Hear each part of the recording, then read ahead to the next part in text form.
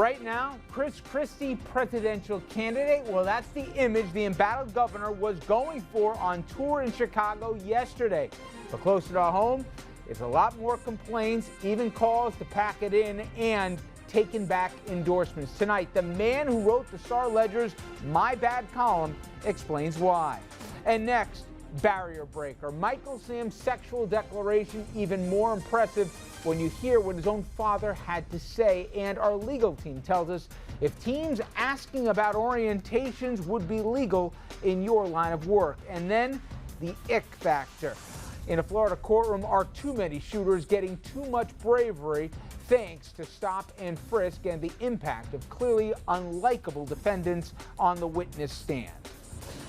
We're going to have all that, everybody. Plus, of course, yes, a sad day for Yankee fans as there's only one more year where number 2 will be the captain of the Yankees. I'm talking about Derek Jeter and his announcement that this year will be his final year. And, oh, yeah, in case you've forgotten, we know you haven't, another major snowstorm bearing down on our region. That and a lot more on a very busy Wednesday evening, January 12th, right here on RFL. But we start here with the governor. Christie stuck on the hot seat. His situation now so bad, we are seeing gatherings like this one last night in Fort Lee, calling on the governor to resign. Can add to that the subpoenas. And there's 18 more that are out there as investigators are looking for answers and trying to pressure key players into testifying. And an angry public. 2/3 of New Jersey residents in one poll say if Christie knew about the bridge mess as it happened, forget about the planning, as it happened, he ought to be impeached or even prosecuted. And now the endorsement take back. The Star-Ledger, most read newspaper in the state, endorsed Christie for re-election, though with reservations, in October. Now this weekend, they said, we wish we had a do-over, taking it back, writing, yes, we blew this one. We knew Christie was a bully, but we didn't know his crew was crazy enough to put people's lives at risk in Fort Lee as a means to pressure the mayor. And for more, we're very pleased to be joined by Tom Moran from the Star-Ledger editorial board. And Tom, I know you've been answering these questions since you put out that editorial. I'm curious, what has been the reaction within the paper? Forget about from the readership, from within the paper, since it was a divided vote whether or not to endorse Christie. When you decided to, in fact, do a retraction of sorts, what internally has been the feedback? Well, there are 4 members of the editorial board, and the vote was 3-1 for Christie during the endorsement. But the vote was 4-0 that we all regretted it. In the larger newsroom, I don't usually ask them what they think of opinion, and we're sort of church and state separation there. But I think people are happy to see that we've joined the conversation with such vigor. There are, the polls are showing about 20% of New Jerseyans who voted for Christie now don't support him. So I think the editorial board is traveling on a road that is crowded with fellow travelers.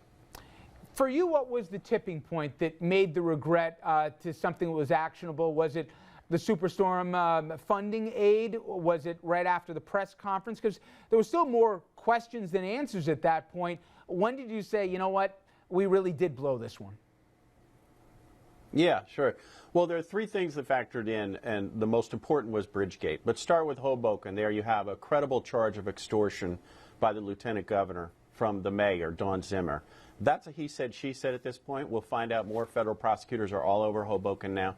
I don't count that against them yet, but it makes me suspicious. The second was the Sandy aid, which I find infuriating. The worst case of the abuse of the Sandy aid for political reasons was in Belleville, where our reporter Matt Friedman wrote that the governor gave $7 million after repeatedly badgering DCA by his own account to get this money to Belleville for a senior housing project that was 2 years in the planning.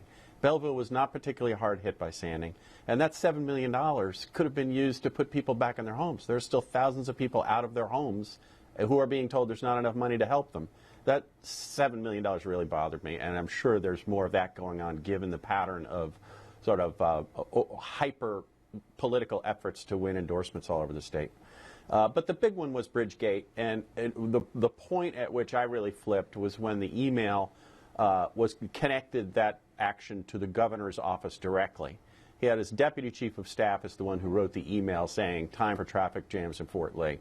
And nobody believes that this was originated with the deputy chief of staff. That's a fairly senior position in itself, but more senior people must have ordered her to do this. And once it got inside the governor's senior circle, that to me was just intolerable. This action wasn't just something that made people a half hour late for their coffee appointments. This put people in danger. This interfered with rescue, ambulance calls, fire, police. And you know, it could have been more tragic than it was, but it's clearly an abuse of authority that's just crazy and irrational. So that tipped it. You know, I spoke to Senator Gordon yesterday in Trenton, who actually was leading some of the inquiry into the appropriation of the Sandy funds. And on a broader issue in terms of kind of the culmination of the scandals, he said from his knowledge or experience with this administration and how the administration works, he said this is going to get a lot bigger before it gets smaller, and not just with the 18 subpoenas that were handed out, but how the chain of command works. Is it your experience that it's not just Bridget Kelly, it's not just Step In, it's not just Wildstein, that somebody higher above had to know to connect the dots to really greenlight the process? I can't say that for sure. As I say, right now we know it goes to the deputy chief of staff, and we pretty much know that it didn't originate with her. But whether Christie knew, and if he did know when, was it before or during or at what point after, we don't know that yet. I would say he bears responsibility for it coming from his senior circle, though. That's, you know, he sets the tone in that office, and they're very, you know, hostile and arrogant group to anybody who dares to challenge them, and they play a very strict game of friends and enemies. So this is an entirely believable chain of events to me. As far as the governor's involvement, as I say, we don't know yet. We do know that his pattern of management is to be deeply involved in everything, especially big political things like this. So I am skeptical about his claims that he didn't know anything about it until he read it in the Wall Street Journal. Now, I know your editorial board said that if, in fact, the bombshell proves to be true, it should be a resignable offense. But what I'm curious is, where do you believe the line is? In the 2-hour press conference, he said the first he learned of it, the governor that is, was through the media reports. Then in subsequent conversations, he said that he had no role in the planning. My question is, from the day or days that those lanes were closed to the press conference, where is the threshold that if he knew and wasn't forthcoming, that's resignable, versus does it have to be involved in the planning stages? No, I think if he's engaged in the cover-up, that he should resign or be impeached, because this is the crimes were committed when they did this.